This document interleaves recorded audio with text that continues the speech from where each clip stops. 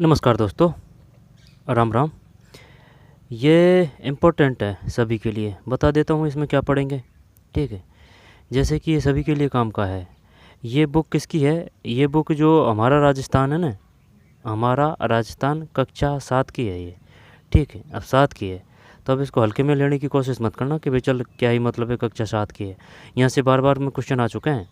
ठीक है, कि बताइए जो उष्ण कटिबंधीय शुष्क पतझड़ वन है वो कहाँ मिलेंगे? झालावाड़ में, अलवर में, या फिर कहाँ मिलेंगे? ठीक है, और इसमें ये पढ़ेंगे अर्ध उष्ण कटिबंधीय सदाबहार वन पढ़ेंगे। ठीक है, केवलादेव क्यों प्रसिद्ध है, कहाँ है? राष्ट्रीय रणथंभौर राष्ट्रीय उद्यान क्यों प्रसिद्ध है, कहाँ है? मुकुंदरा हिल्स। ठीक है, और ये काफ़ी इंपॉर्टेंट है, राष्ट्रीय मरु उद्यान वन जीव अभ्यारण्य जैसलमेर बाड़मेर, कैवला देवी वन जीव अभ्यारण्य, कुंभलगढ़ वन जीव अभ्यारण्य। ये पूछता है कि बताइए कुंभलगढ़ वन जीव अभ्यारण्य किन जिलों में है? तो राजसमंद है, पाली है, उदयपुर है। ठीक है, तीन तीन का ऑप्शन देगा, उसमें एक तो सम्मिलित देगा और अलग बाकी के अलग ज़िले होंगे, यानी या फिर दो सेम ज़िले होंगे, जैसे कि राजसमंद पाली दे दिया और एक दे देगा कौन सा, बाड़मेर, या फिर उदयपुर। उदयपुर तो है, अलवर दे देगा। ठीक है, तो ये सही में सटीक तरीके से याद होना चाहिए। फुलवारी की नाल, सरिस्का वन्यजीव अभ्यारण्य, टोडगढ़ रावली वन्यजीव अभ्यारण्य, सीता माता वन्यजीव अभ्यारण्य, माउंट आबू वन्यजीव अभ्यारण्य, रामगढ़ बिजदारी वन्यजीव अभ्यारण्य, जम्बा रामगढ़ वन्यजीव अभ्यारण्य। ठीक है, और क्या पढ़ेंगे? राष्ट्रीय उद्यान एवं वन्यजीव अभ्यारण्य। ठीक है, ये है। यहाँ से एक क्वेश्चन पक्का आएगा। ठीक, चाहे वो किसी भी स्तर के एग्जाम का हो, क्योंकि वो पूछेगा कि बताइए ये कहाँ है, नाहरगढ़ वन्यजीव अभ्यारण्य कहाँ है, वन संरक्षण। ठीक, तो और ये पार्ट हो जाएगा अपना, है ना। तो हर एक फैक्ट को, तथ्य को समझते हुए याद करते हुए चले।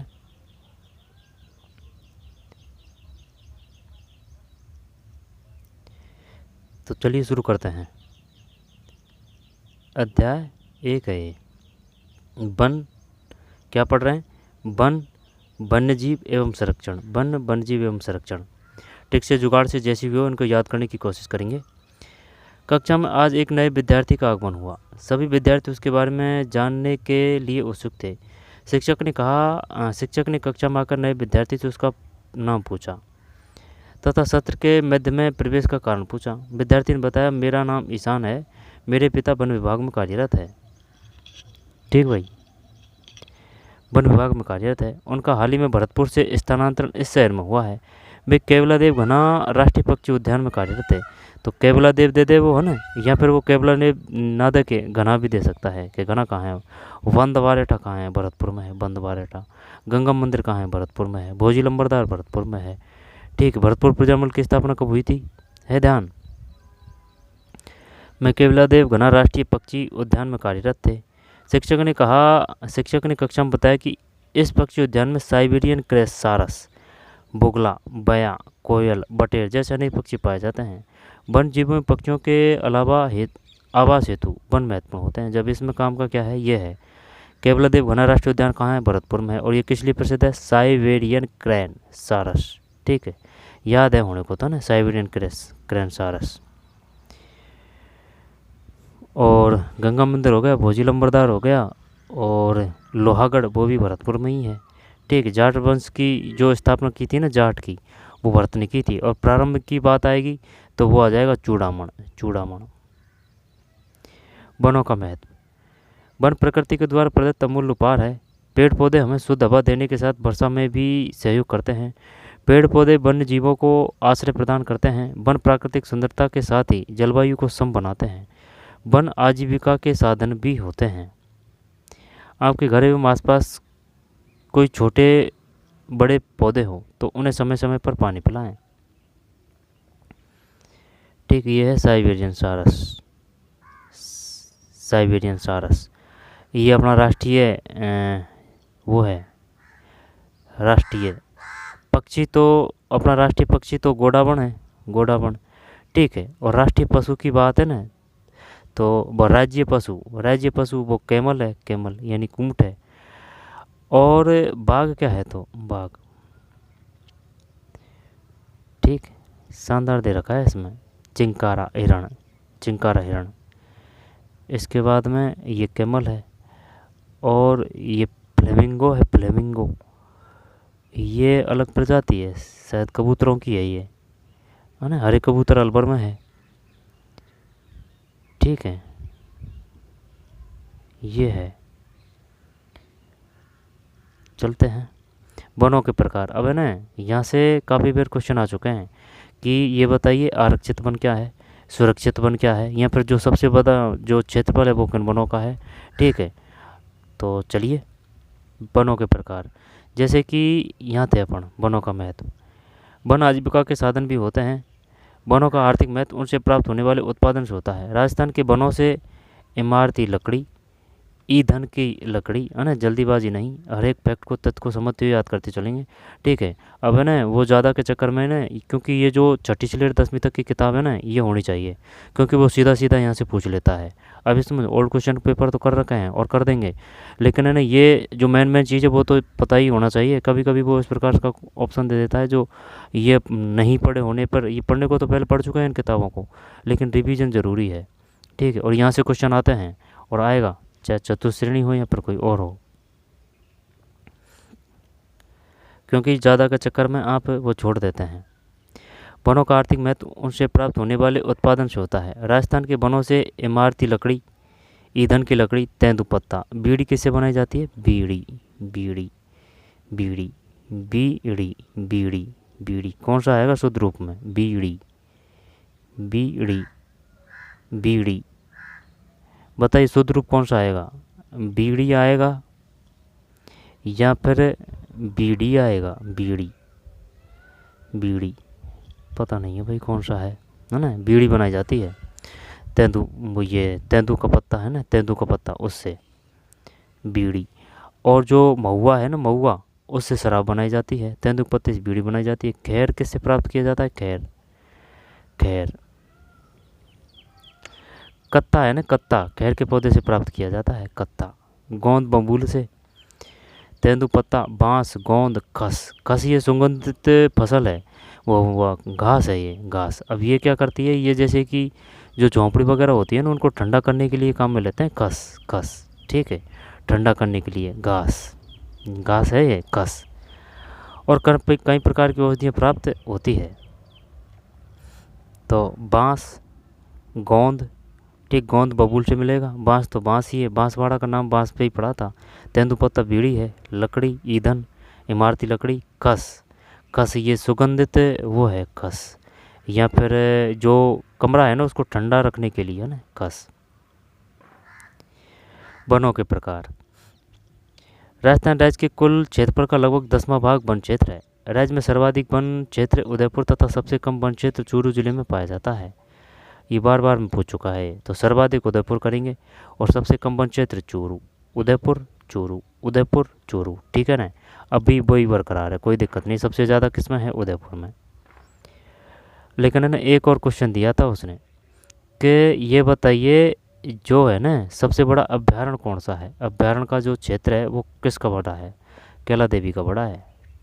ठीक है, तो उदयपुर तथा सबसे कम वन क्षेत्र चूरू जिले में पाया जाता है।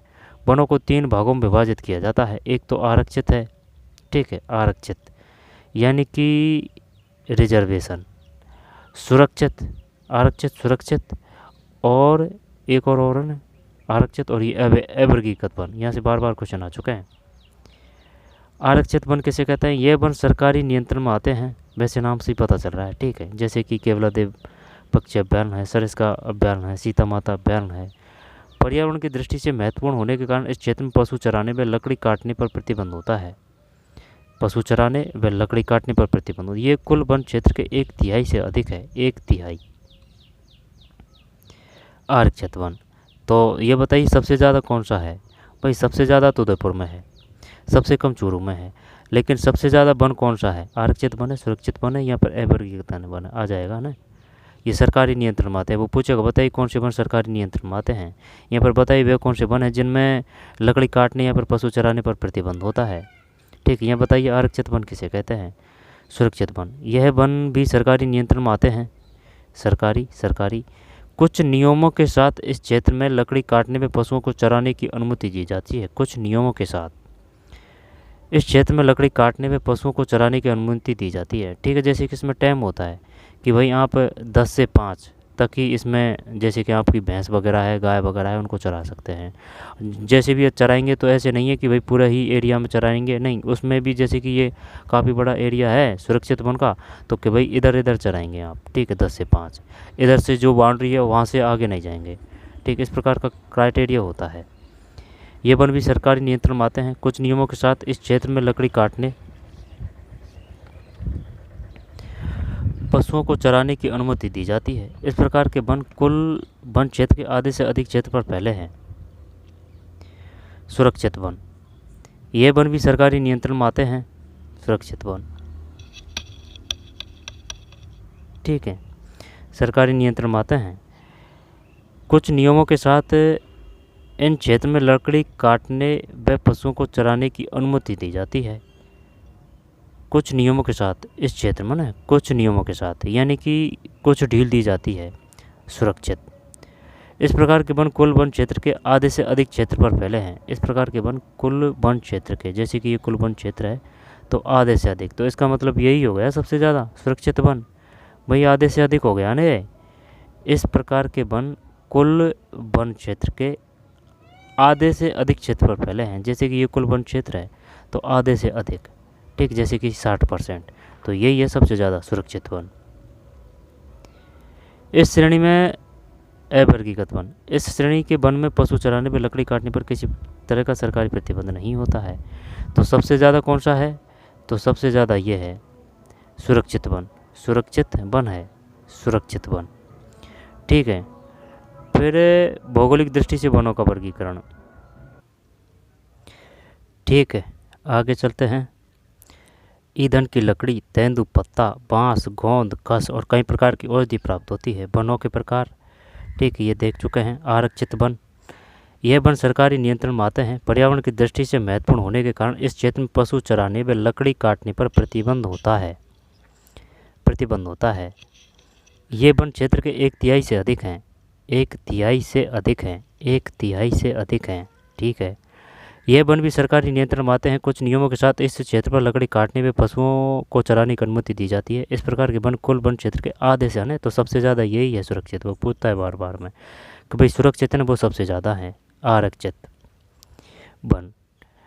और वो पूछता है कि बताइए किन में सरकारी नियंत्रण होता है, किन में सरकारी नियंत्रण के साथ कुछ ढील होती है। सुरक्षित वन। फिर अवर्गीकृत वन है।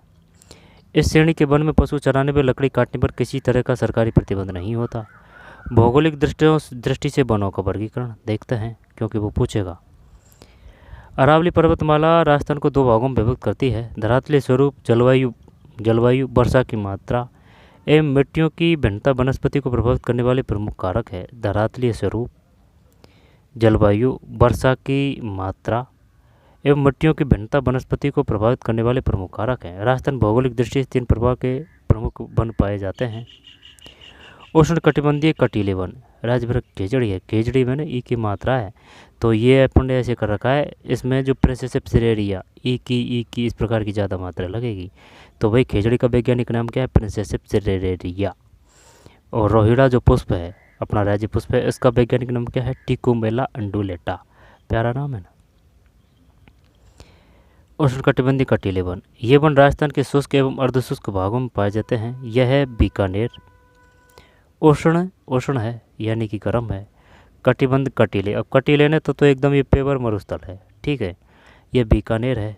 चूरू है। अब ये ऐसे भी नहीं है कि भाई पूरा का पूरा एरिया में यही है, जैसे कि चूरू है तो यही नहीं कि पूरा का पूरा चूरू में यही वन बनेंगे, और भी वन मिलते हैं। लेकिन जो जैसे कि 60% 40% है ना, तो वो ज़्यादातर इधर ही मिलेंगे। बीकानेर, चूरू, जैसलमेर, बाड़मेर, ठीक, नागौर, कुबड़पट्टी नागौर, तलीनाथ जी, मल्लीनाथ जी बाड़मेर, तिलवाड़ा बाड़मेर, तलवाड़ा बांसवाड़ा है। जैसलमेर भाटियों का शासक जैसलमेर, जैसलमेर की तरफ की सागर मुल्कों पर जैसलमेर, चूरू तालचा पर, बीकानेर स्थापना की थी। और उस्तकला बीकानेर, जौबनेर बीकानेर, और साहित्य अकादमी बीकानेर, ठीक है। और वो है ना अभिलेखागार, राजस्थान का अपना अभिलेखागार बीकानेर है। उस्तकला बीकानेर है, जौबनेर बीकानेर है, पोंगल जो भेड़ की नस्ल है वो बीकानेर है, ठीक है। और जो जूनागढ़ किला और लालगढ़ किला वो बीकानेर है। राय सिंह वो बीकानेर से संबंधित है। और जो जोधपुर का प्रशासन अकबर के समय किसको सौंपा था? बीकानेर के शासक को सौंपा था। बीकानेर, चूरू, उष्णकटिबंधीय कटील बल। बीकानेर, चूरू, बीकानेर, चूरू, जैसलमेर, बाड़मेर, नागौर, कुंवरपट्टी नागौर, जोधपुर, सीकर, जोधपुर चिड़ियाटूक पहाड़ी, जोधपुर है ना वो चिड़ियाटूक पहाड़ी पर, चित्तौड़गढ़ बॉम्बे सपाट पर, सीकर में कैसे कुदड़ घटना हुई थी, कुदड़, और ये किशोर देवी से। झुंझुनू पुरुष शासकता टॉप पे है। जालौर ये 1311 का साका हुआ था, जालौर। दोबारा देखते हैं। उष्णकटिबंधीय कटील वन, ये वन राजस्थान के शुष्क एवं अर्धशुष्क भागों में पाए जाते हैं। ये बीकानेर, चूरू, जैसलमेर, बाड़मेर, नागौर, जोधपुर, सीकर, झुंझुनू, जालौर आदि जिलों में पाए जाते हैं। जालौर में सबसे कम है जो साक्षरता का प्रतिशत। टॉप पे पुरुष पे ये है, जालौर महिला में है सबसे कम। इन वनों में झाड़ियों एवं कटीले वृक्ष पाए जाते हैं। मुख्य वृक्ष रोहिड़ा, खेजड़ी, धोकड़ा, बैर, बबूल, कैर, नीम आदि है। इस मरुस्थलीय वनस्पति को मरुदभिद भी कहा जाता है, मरुदभिद। इस मरुस्थलीय वनस्पति को मरुदभिद भी कहा जाता है। उष्णकटिबंधीय कटीले वन, अब वो ये पूछेगा बताइए उष्णकटिबंधीय कटीले वन, 3 जिला देगा, बताइए किन में पाए जाते हैं? बीकानेर, चूरू, जैसलमेर, बाड़मेर, नागौर, जोधपुर, सीकर, झुंझुनू, जालौर। कुल मिला के ये झुंझुनू ही जरूर इसने ये दिया है, ठीक है, नहीं वरना सब जो पश्चिमी इलाका है ना वही है, ठीक है। ये झुंझुनू जरूर इसने ये इधर का दे दिया, ठीक है, झुंझुनू, तो ये झुंझुनू ही ध्यान रखना है। और आगे चलते हैं। यह तापमान अधिक एवं वर्षा कम होती है। इस क्षेत्र में वृक्षों की पत्तियां छोटी होने के कारण वाष्पीकरण कम मात्रा में होता है। पेड़ों की जड़ें गहरी होती है जिनसे ये ज़मीन के काफ़ी नीचे से पानी प्राप्त कर सकते हैं। खेजड़ी बहुउपयोगी वृक्ष है।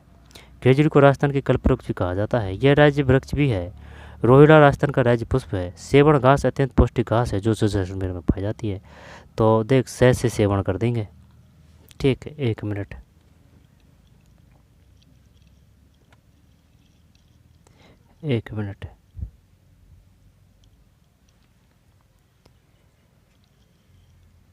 से सेवण, से जैसलमेर है, ठीक है। से सेवण है, से जैसलमेर है। फिर उष्णकटिबंधीय शुष्क पतझड़ वन, इन वनों को मानसूनी वन भी कहते हैं। ये क्लियर हो गया ना। जैसे कि राज्य पुष्प ये रोहिड़ा है, ठीक, रोहिड़ा, ये रोहिड़ा है। और ये खेजड़ी है, खेजड़ी, ठीक, खेजड़ी है, चारों ओर वो कर रखा है, ठीक है, खेजड़ी। ये छोटा रूप है ना, लेकिन काफ़ी बड़े होते हैं खेजड़ी के पेड़ भी, बहुत शानदार छाया रहती है इनकी।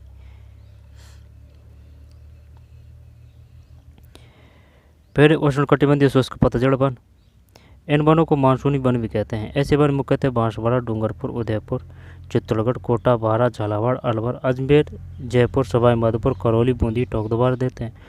उष्ण है, कटिबंधीय है, शुष्क है, पतझड़ वन है, पतझड़। उष्ण भी है, कटिबंध भी है, शुष्क भी है, लेकिन पतझड़ है भाई, पतझड़। इन वनों को मानसूनी भी वन भी कहते हैं। अब ये पूछ चुका है वो क्वेश्चन, बताइए किन वनों को मानसूनी वन भी कहते हैं? उष्ण पतझड़ आ रहा है ना, तो ये मानसूनी है। इन वनों को मानसूनी वन भी कहते हैं। ऐसे वन मुख्यतः बांसवाड़ा, डूंगरपुर, उदयपुर, चित्तौड़गढ़, कोटा, बारा, झालावाड़, अलवर, अजमेर, जयपुर, सवाई माधोपुर, करौली, बूंदी। कुल मिला के ये जैसे कि अपना ये राजस्थान है ना, तो इधर का एरिया आ रहा है पूरा लगभग में, ठीक है, ये पूरा एरिया आ रहा है, ठीक। बांसवाड़ा, डूंगरपुर, उदयपुर, चित्तौड़गढ़, कोटा, बारा, झालावाड़, अलवर, अजमेर, जयपुर, सवाई माधोपुर, करौली, बूंदी एवं टोंक जिलों में पाए जाते हैं। इन वनों में सागवान, बरगद, तेंदू, सालर, महुआ, शराबंती है, महुआ, गूलर, धौंक, डांक, साल, सीताफल, बांस, आंवला, आम, नीम, शीशम आदि वृक्ष पाए जाते हैं। इन वनों की अधिकांश लकड़ियाँ मजबूत होती है। अब ये पूछ चुका है वो, बताइए किन वनों की अधिकांश लकड़ियाँ मजबूत होती है? मजबूत, तो सागवान, बरगद, तेंदू, सालर, महुआ, गूलर, धौंक। और वो ये पूछेगा कि सालर और महुआ, गूलर किस प्रकार के वनों के वृक्ष हैं? आई बात समझ में? सागवान, बरगद और तेंदू किस प्रकार के वनों के वृक्ष हैं? तो सागवान, ये जो नॉर्मल वाले लग रहे हैं इनफैक्ट ये नॉर्मल नहीं है। सागवान, फिर बरगद, तेंदू, सालर, महुआ, गूलर, धौंक, डांक, ठीक, धौंक, डांक, साल, सीताफल, बांस, आमड़ा, आम, नीम, शीशम आदि वृक्ष पाए जाते हैं। इन वनों की अधिकांश लकड़ियाँ मजबूत होती हैं। इन वनों के पेड़ ग्रीष्मकाल में अपनी पत्तियाँ गिरा देते हैं। कौन से थे ये? उष्णकटिबंधीय शुष्क पतझड़ वन है। आगे चलते हैं। अर्ध उष्णकटिबंधीय सदाबहार वन, ये वने सदैव अर्ध है ना, अर्ध यानी उष्ण तो है लेकिन आधा है। अर्ध उष्णकटिबंधीय सदाबहार वन, नाम से ही पता चल रहा है। ये वन सदैव हरे भरे दिखते हैं, इसलिए इन्हें सदाबहार वन कहते हैं। ये आबू पर्वतीय क्षेत्र में ही पाए जाते हैं। ये वन पहाड़ी के ऊंचाई भागों में भी पाए जाते हैं। इन वनों में मुख्यतः आम, बांस, सागवान आदि वृक्ष पाए जाते हैं। आम, बांस, सागवान है मुख्य रूप से, है ना। आम, बांस और सागवान, यानी बांस और सागवान। सागवान होने को तो इसमें भी है सागवान, आम थोड़ी है इसमें, आम भी है, ठीक है, लेकिन ये आम और बांस ध्यान रखना है ना। और अर्ध उष्णकटिबंधीय सदाबहार वन, ठीक। राष्ट्रीय उद्यान वन्यजीव अभ्यारण्य एवं संरक्षित क्षेत्र हमारी प्राकृतिक वनस्पति एवं वन्य जीवों को सुरक्षित करने के लिए बनाए जाते हैं। राजस्थान 3 राष्ट्रीय उद्यान है। केवलादेव राष्ट्रीय उद्यान, केवलादेव घना पक्षी अभ्यारण्य भरतपुर जिले में स्थित है। यहाँ साइबेरियन क्रेन, बुगले, बया, कोयल, बटेर आदि पक्षी पाए जाते हैं। रणथंभौर राष्ट्रीय उद्यान, यह सवाई माधोपुर जिले में है। यहाँ बाघ, भालू, चीतल, सांवर, नीलगाय, मगरमच्छ आदि पाए जाते हैं। यह राष्ट्रीय उद्यान भारतीय बाघ के लिए प्रसिद्ध है। रणथंभौर राष्ट्रीय उद्यान, यहाँ से सबसे पहले टाइगर प्रोजेक्ट की स्थापना की, तय से टाइगर, तय से 73। मुकुंदरा हिल्स राष्ट्रीय उद्यान, मुकुंदरा, यह कोटा, चित्तौड़गढ़, रावतपाल जिले में फैला हुआ है। कोटा और चित्तौड़गढ़, मुकुंदरा। कोटा 12 भी मान लेता है वो कभी कभी, है ना। तो कोटा 12, चित्तौड़गढ़, मुकुंदरा। शेरगढ़ तो 12 है, शेर का रे से 12 है। मुकुंदरा भी ये कोटा 12 आ जाएगा। कोटा और चित्तौड़गढ़ रावतपाल जिले में फैला हुआ है। यहाँ बाघ, रीछ, जरख, गीदड़, भेड़िया, सांबर, चीतल, नीलगाय, चिंकारा, सियार आदि वन्यजीव पाए जाते हैं। दोबारा देखते हैं।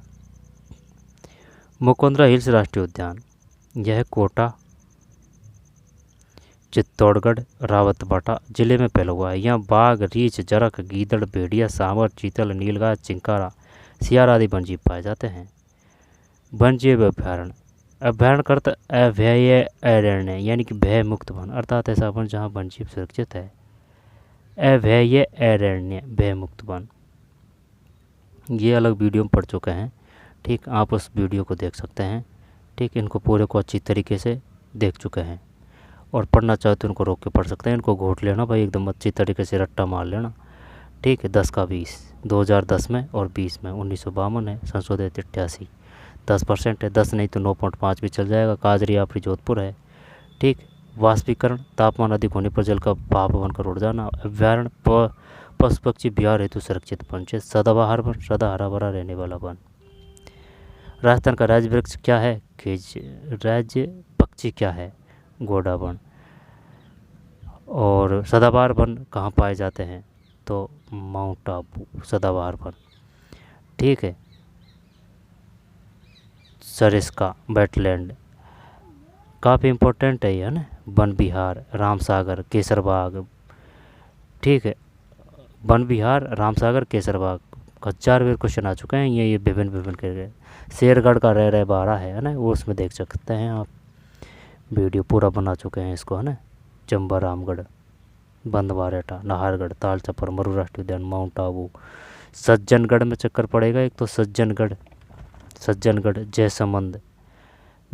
जब ये जयसंबंध समझ के, राजसंबंध नहीं है, जयसंबंध का द है, यानी कि ये उदयपुर में है जयसंबंध। एक बार देख लेते हैं, चल।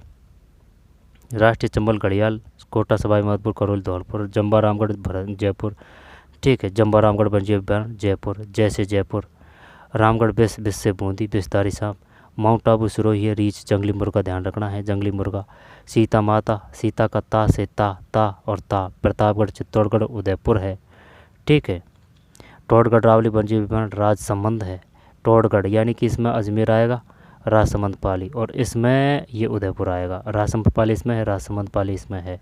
तो कुंभलगढ़ कुंभाजी से यानी सिसोदियों का शासन था जो उदयपुर यानी मेवाड़ में ही था, तो ऐसे याद कर सकते हैं। और ये टोडगढ़ ये अजमेर यानी पहाड़ी है ना ऊँची। सरिस्का अलवर, फुलवारी की नाल उदयपुर, कुंभलगढ़ राजसमंद पाली उदयपुर है। कैला देवी सवाई माधोपुर करौली है। जैसलमेर, ठीक है, ये घोड़ावन है। तो चलिए मिलते हैं कोई और वीडियो में, ठीक। इम्पोर्टेंट है, इनको हल्के मत लेना भाई, उसका पूछने का तरीका बदल जाता है, लेकिन फैक्ट यहाँ से सीधा आने की पूरी संभावना रहती है। तो पढ़ते रहिए, मेहनत करते रहिए, मिलते हैं कोई और वीडियो में। धन्यवाद।